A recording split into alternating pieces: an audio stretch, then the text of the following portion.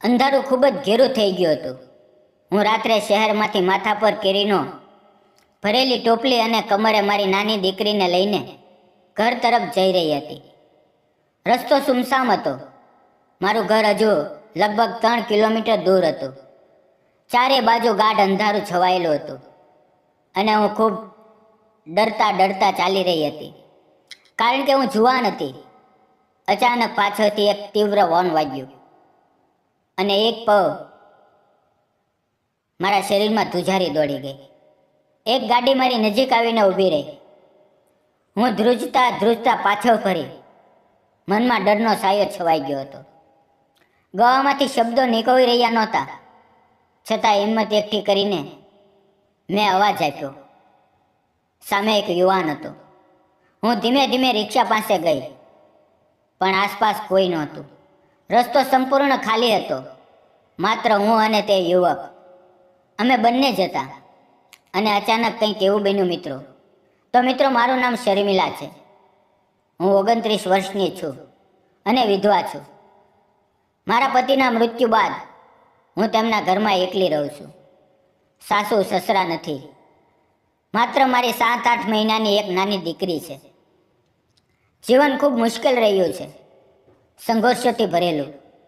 હું ખૂબ તૂટી ગઈ છું, પણ મારી દીકરીને જોઈને જ જીવું છું. એક વખત મારા ઘરની સામે કેરીનું ઝાડ હતું. તેની કેરીઓ તોડીને હું સાપ્તાહિક બજારમાં વેચવા ગઈ, કારણ કે તે દિવસે મારી દીકરી ખૂબ બીમાર હતી. તે તાવથી તપી રહી હતી અને મારે તેને હોસ્પિટલ લઈ જવાનું હતું, પણ મારી પાસે પૈસા નહોતા. તેથી મેં વિચાર્યું કે કેરીઓ વેચી દઉં. જે પૈસા મળશે તેનાથી તેને હોસ્પિટલ લઈ જઈશ. મેં કેરીઓની ટોપલીમાં ભરી, દીકરીને ખોવામાં લીધી અને પગપાળા બજાર તરફ ચાલી નીકળી. અમારું ઘર બજારથી લગભગ 3 કિલોમીટર દૂર હતું. બજાર શહેરમાં લાગતું હતું અને ત્યાં જ હોસ્પિટલ પણ હતી. તેથી હું ત્યાં ગઈ. બજારમાં બેસીને જોયું તો મારી નજીક બીજા કેટલાક લોકો પણ કેરીઓ વેચી રહ્યા હતા. તેમની કેરીઓ ચમકદાર અને પીળી હતી, કારણ કે તેમણે રાસાયણિક દવાઓ નાખીને પકવી હતી. મારી કેરીઓ કુદરતી રીતે પાકેલી હતી, પણ ઉપરથી કેટલીક ડાઘ વાળી હતી. તેથી ગ્રાહકો તેને હાથ પણ નહોતા લગાવતા. હું બપોરથી બેઠી હતી. દરેક ગ્રાહક કેરી ઉપાડતો, ડાઘ જોઈને નાપસંદ કરતો અને ચાલ્યો જતો. મને ખૂબ ખરાબ લાગતું. મારી આસપાસ બેઠેલા લોકોની બધી કેરીઓ વેચાઈ ગઈ, પણ મારી એક પણ ન વેચાય. મારી દીકરી સતત તાવથી તપી રહી હતી. ક્યારેક તાવ ઓછો થતો તો ક્યારેક ફરી વધી જતો. તેના ચહેરાની હાલત જોઈને મારું દિલ તૂટી જતું. શાંત થઈ ગઈ, પણ 1 કિલો કેરી પણ ન વેચાય. મારી આંખોમાંથી આંસુ નીકળી પડ્યા. મને સમજાતું નહોતું કે શું કરું. આખો દિવસ મેં કંઈ ખાધું નહોતું. ભૂખથી પેટમાં બળતરા થઈ રહી હતી. દીકરીને માત્ર દૂધ પીવડાવ્યું હતું. હું પાણી પીને ભૂખ દબાવવાનો પ્રયાસ કરતી હતી. ધીમે ધીમે બજાર ખાલી થવા લાગ્યું. લોકો પોતાનો સામાન ભેગો કરીને જવા લાગ્યા અને મારી બધી આશાઓ ખતમ થઈ ગઈ. ઘરમાં એક પૈસો પણ નહોતો. મેં મારી ટોપલી બાંધી, માથા પર મૂકી, દીકરીને કમરે ચોંટાડીને પકડી અને તે અંધારી રાતે રસ્તા પર ચાલવા લાગી. સાચું કહું તો હું બસથી જવા માંગતી હતી, પણ બસના પૈસા નહોતા. જ્યારે હોસ્પિટલના પૈસા નહોતા તો બસના ક્યાંથી આવે? અંધારું વધતું જતું હતું. રસ્તા પર કોઈ માણસ દેખાતું નહોતું. હું લગભગ 1 કિલોમીટર ચાલી, પણ ડરથી મારું દિલ ધડકવા લાગ્યું. દીકરી ખોવામાં તાવથી તપી રહી હતી અને હું નિદ્રામાં હતી. શું કરું? કંઈ સમજાતું નહોતું. ત્યારે જ પાછળથી હોર્નનો અવાજ આવ્યો. હું ચોંકી ગઈ. પાછળ ફરીને જોયું તો એક રિક્ષા ઊભી હતી. રિક્ષાવાળો બોલ્યો, ભાભીજી, આટલી અંધારી રાતે એકલા ક્યાં જાઓ છો? મેં ગાઢ નજરે જોયું તો તે અમારા ગામનો સંકેત હતો. તેણે મને ઓળખી લીધી અને હસીને પૂછ્યું. મારી આંખોમાં આંસુ આવી ગયા. મેં જવાબ આપ્યો, ઘરે જાઉં છું. તેણે તરત રિક્ષા રોકીને કહ્યું, ભાભીજી, રિક્ષામાં બેસી જાઓ. આટલી રાતે આટલા અંધારામાં આમ બાળકને લઈને ચાલવું બરાબર નથી. હું બાળક સાથે રિક્ષામાં બેસી ગઈ, પણ મનમાં ખૂબ બોજ હતો. હું મારી જાતને રોકી શકી નહીં અને રડવા લાગી. સંકેત મારી તરફ જોઈને બોલ્યો, શું થયું? કેમ રડો છો? મારી આંખોમાંથી આંસુ રોકાતા નહોતા. મેં ખચકાતા કહ્યું, મારી દીકરી ખૂબ બીમાર છે, તાવથી તપી રહી છે. કેરીઓ વેચવા આવી હતી પણ એક પણ ન વેચાય. હવે હોસ્પિટલ લઈ જવા પૈસા નથી. બસમાં કેવી રીતે જાઉં? તેના પણ પૈસા ક્યાંથી લાવું? મારી વાત સાંભળીને સંકેત થોડીવાર મને જોતો રહ્યો. તેણે બાળકના માથે હાથ મૂક્યો. તાવ ખૂબ હતો. તેના ચહેરા પર ચિંતા સ્પષ્ટ દેખાય. તેણે કહ્યું, અરે, આને તો તરત હોસ્પિટલ લઈ જવી જોઈએ. ચાલો, ચિંતા ન કરો, હું બધું સંભાળી લઈશ. મેં ઝડપથી કહ્યું, ના, હું તમારી પાસેથી પૈસા કેવી રીતે લઉં? પણ તે અડગ હતો. તેણે જોર આપીને કહ્યું, આને ઉપકાર ન સમજો. હું તમારી કેરીઓ ખરીદી છું. આ લેવડ દેવડ છે. મારી આંખોમાં આંસુ આવી ગયા. શબ્દો ગળામાં અટવાઈ ગયા. આખરે મેં માથું હલાવીને હા પાડી. તેણે તરત રિક્ષા ફેરવી અને અમે હોસ્પિટલ તરફ નીકળી પડ્યા. તે મને એક જાણીતી હોસ્પિટલમાં લઈ ગયો. ડૉક્ટરે મારી દીકરીની તપાસ કરી ઇન્જેક્શન આપ્યું અને કેટલીક દવાઓ લખી આપી. મેં મેડિકલ સ્ટોરમાંથી દવાઓ લીધી. ડૉક્ટરે કહ્યું, ચિંતા કરવાની કોઈ વાત નથી. આ હવામાનના કારણે થયું છે. વાયરલ ઇન્ફેક્શન છે. 2-3 દિવસમાં ઠીક થઈ જશે. ડૉક્ટરની આ વાતથી મારા મનને થોડી રાહત મળી. જ્યારે અમે હોસ્પિટલમાંથી બહાર નીકળ્યા ત્યારે હું રિક્ષામાં પાછળ બેઠી હતી. મારા ખોળામાં મારી દીકરી સૂતી હતી અને કેરીઓની ટોપલી રિક્ષામાં રાખેલી હતી. સામે બેઠેલા સંકેતને જોઈને હું વિચારતી રહી. તે અમારા ગામનો જ હતો, અવિવાહિત. મારા ઘરથી 7-8 ઘર આગળ તેનું ઘર હતું. તેની પોતાની રિક્ષા હતી. ખૂબ મહેનતુ યુવક હતો. દિવસ રાત મહેનત કરીને પોતાનું ગુજરાન ચલાવતો હતો. અચાનક તેણે કહ્યું, ભાભીજી, સવારે જો તમે મને કહ્યું હોત તો હું તરત મદદ કરત. પણ તમે આટલો બોજ એકલા કેમ ઉપાડ્યો? જો કંઈ થઈ જાત તો તમે એકલા આટલી નાની બાળકી સાથે આ બધું કેવી રીતે સંભાળત? તેની વાત સાંભળીને મારી આંખોમાંથી આંસુ નીકળી પડ્યા. મેં કહ્યું, આજે તમે આવ્યા એટલે મારી દીકરીનો જીવ બચ્યો. તમે તો ભગવાનની જેમ સમયસર આવી ગયા. તે હસીને બોલ્યો, અરે, એવું ન વિચારો. માણસે માણસની મદદ કરવી જોઈએ. આમાં કોઈ ઉપકાર નથી. થોડી વારમાં અમે મારા ઘરની નજીક પહોંચી ગયા. તેણે રિક્ષા રોકી. જ્યારે હું ઉતરી રહી હતી ત્યારે મેં કહ્યું, સંકેતભાઈ, તમારો આ ઉપકાર હું ક્યારેય નહીં ભૂલું. હું ખૂબ આભારી છું. આ પૈસા હું તમને પાછા આપીશ. તે હસીને બોલ્યો, પૈસા પાછા આપવાની કોઈ જરૂર નથી. તમારી કેરીઓ મને આપી દો. એટલે બસ.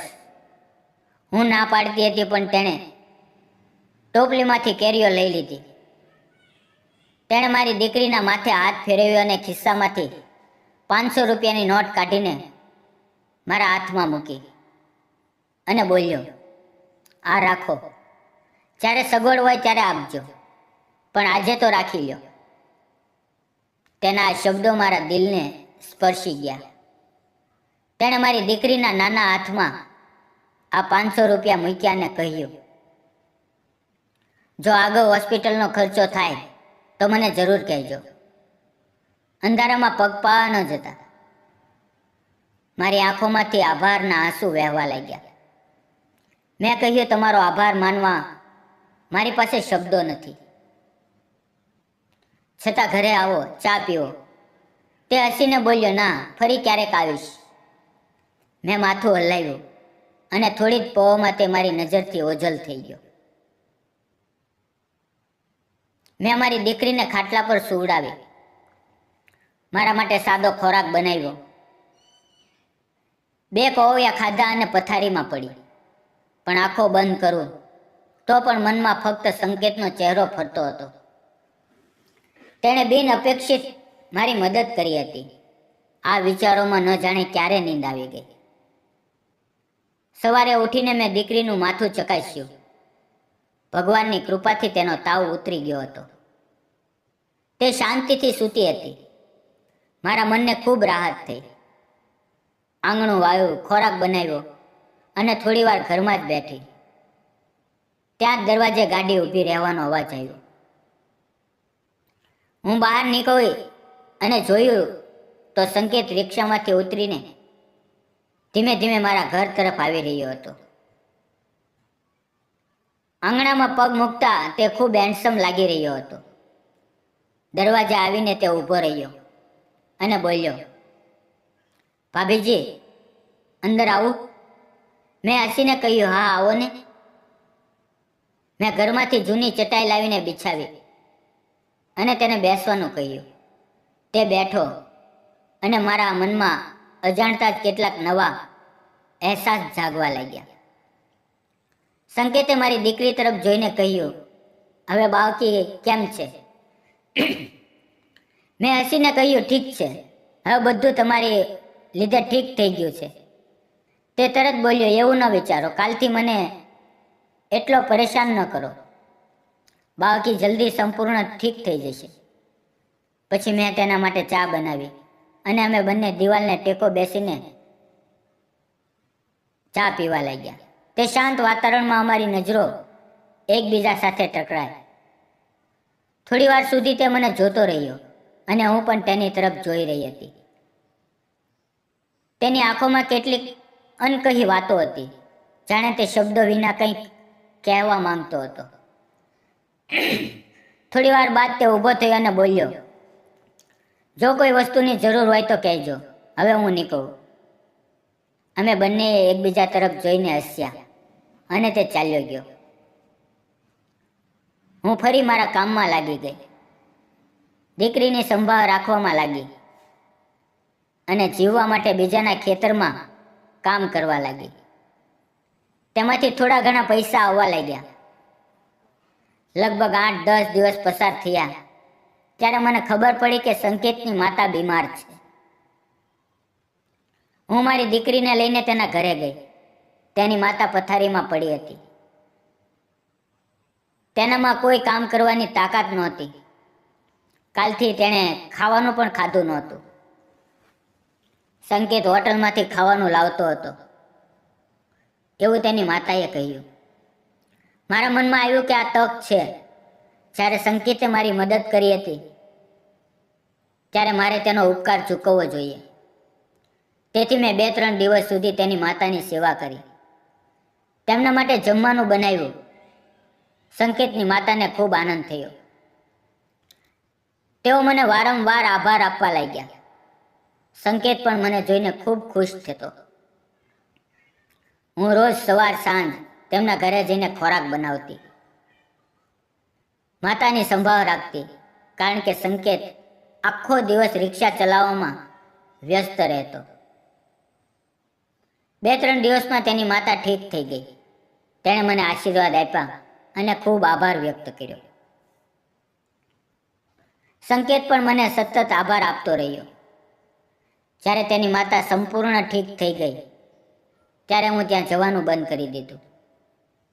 લગભગ 8-10 દિવસ બાદ એક દિવસ બપોરે મારી દીકરી સૂતી હતી અને હું ઘરમાં એકલી હતી. ત્યારે દરવાજે રિક્ષાનો અવાજ આવ્યો. મેં બહાર નીકળીને જોયું તો સંકેત રિક્ષામાંથી ઉતરીને મારા ઘર તરફ આવી રહ્યો હતો. તેના હાથમાં એક થેલી હતી. તે અંદર આવ્યો અને મારી સામે થેલી મૂકી. મેં આશ્ચર્યથી પૂછ્યું, આ શું છે? તે હસીને બોલ્યો, જાતે જુઓ.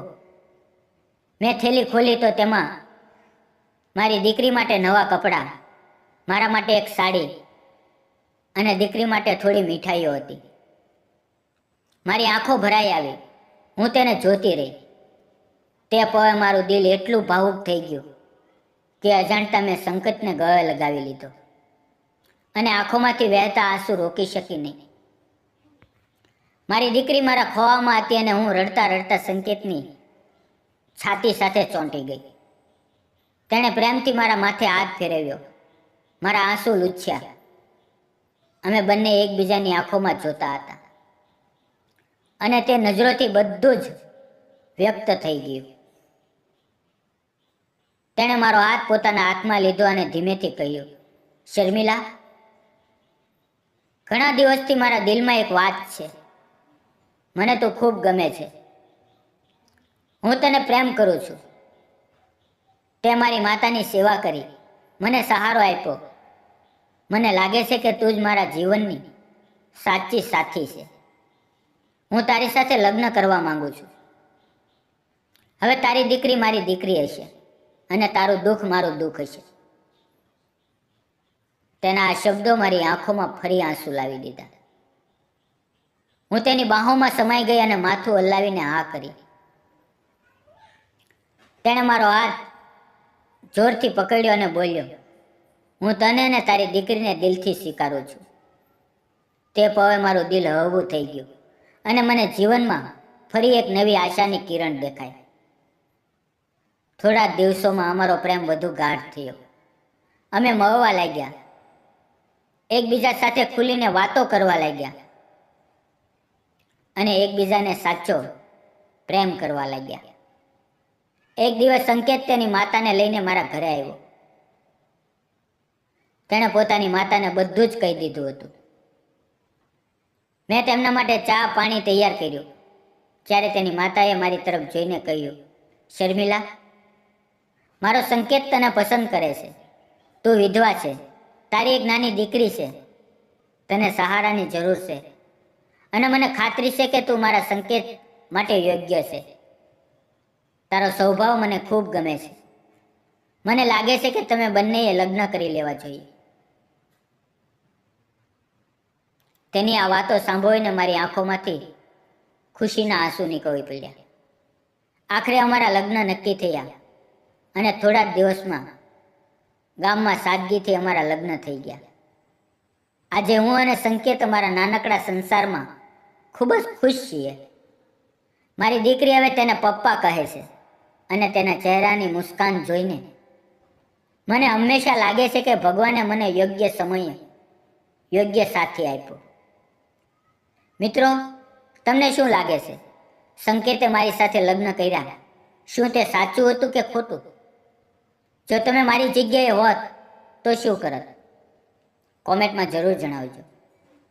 જીવનમાં મુશ્કેલીઓ આવે છે, દુઃખ આવે છે, પણ સાચી માનવતા તે જ છે જે આવા સમયે કોઈને સહારો આપી શકે, કોઈને થામી શકે. પ્રેમ ફક્ત ચહેરાથી નથી થતો, પણ એકબીજાના ઘા સમજીને અને ભરીને થાય છે. વિધવા હોય કે કોઈ પણ, જેમણે જીવનમાં દુઃખ જોયું હોય, જો પ્રેમ સાચો હોય, ભરોસો અને સાથ હોય તો જીવન ફરી ખીલી ઉઠકે છે. તેથી ક્યારેય કોઈનો ભૂતકાળ ન જુઓ, તેનું દિલ અને સ્વભાવ જુઓ. એ જ જીવનને સુંદર બનાવે છે. જો તમને અમારી આ પ્રેમ કહાની ગમી હોય તો વિડીયોને લાઈક કરો, શેર કરો અને ચેનલને સબસ્ક્રાઈબ કરવાનું ન ભૂલશો. ફરી મળશું મિત્રો આવતીકાલે એક નવી વાર્તાની અંદર. ત્યાં સુધી આવજો. વિડીયોમાં આવેલા નામ, પાત્ર અને ઘટના ફક્ત કાલ્પનિક છે. તેનો કોઈ પણ વ્યક્તિ, જાતિ કે ધર્મ સાથે સંબંધ નથી. આ વાર્તા ફક્ત મનોરંજન અને શૈક્ષણિક ઉદ્દેશથી બનાવવામાં આવેલી છે. તેને અન્યથા ન જોશો. ફરી મળીએ મિત્રો આવતીકાલે. ત્યાં સુધી તમારું ધ્યાન રાખો. ધન્યવાદ મિત્રો.